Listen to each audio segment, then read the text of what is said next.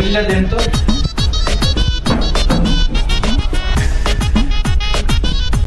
ভাই নেন। ভাই দাম কত?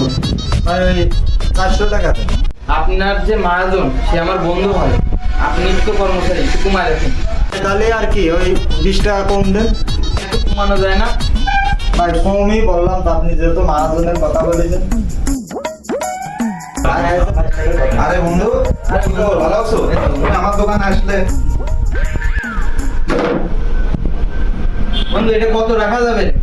দোস্ত, তুই আমার বন্ধু মানুষ, কি বলবো আর। যা, তুই কিনা দাম নাই দিস কেন, 700 টাকা দিস কেন? আমি